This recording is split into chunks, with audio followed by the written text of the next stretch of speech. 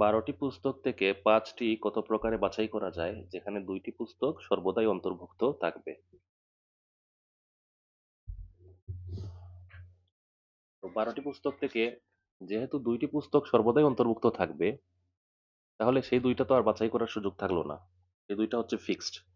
তাহলে দুইটি বাদ দিয়ে আমার 12টি বই থেকে, 12টি পুস্তক থেকে মানে দুইটি বাদ যাচ্ছে, দুইটি তো অলরেডি বাছাই করা আছে।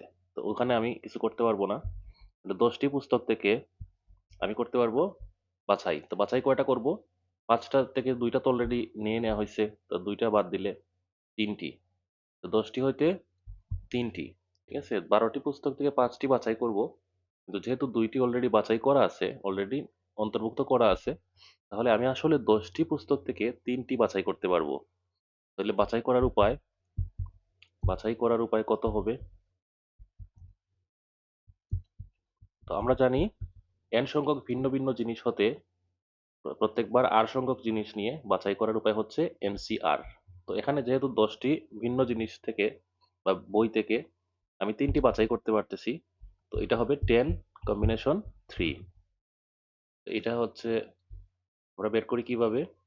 এটা ফ্যাক্টোরিয়াল 10, এটার NCR এর ফর্মুলা হচ্ছে factorial n divided by factorial r into n factorial n minus r। তো এখানে ফ্যাক্টোরিয়াল 10, নিচে ফ্যাক্টোরিয়াল 3 ইন্টু হবে ফ্যাক্টোরিয়াল 10 মাইনাস 3।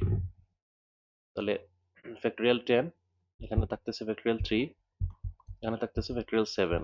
তো এটা সহজে করার উপায় হচ্ছে, এখানে ফ্যাক্টোরিয়াল 10 মানে কত? 10 ইন্টু 9 ইন্টু 8 ইন্টু এরকম করে যাবে, তাই না? তো এরপরে 7 থেকে বাকিগুলো হচ্ছে ফ্যাক্টোরিয়াল 7 লেখা যায়।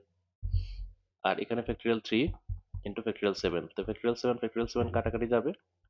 তাহলে উপরে থাকতেছে 10 ইন্টু 9 ইন্টু 8, নিচে থাকতেছে ফ্যাক্টোরিয়াল 3 মানে 3 ইন্টু 2 ইন্টু 1, 3 ইন্টু 2 ইন্টু 1। তো এটা কাটাকাটি করে আমরা এখান থেকে মান বের করব। এখানে 3 3 এ 9, এখানে 3 থাকতেছে, এখানে এখানে 3 3 এ 9, এখানে 5 দুগুণে 10, আর এখানে থাকতেছে কত? 3 5 15, দরকার নাই আর। থাকতেছে 3 5 15, 8 15, 8 15 হচ্ছে 120। তাহলে এই বাছাই করার উপায় হচ্ছে 120। এটা হচ্ছে answer।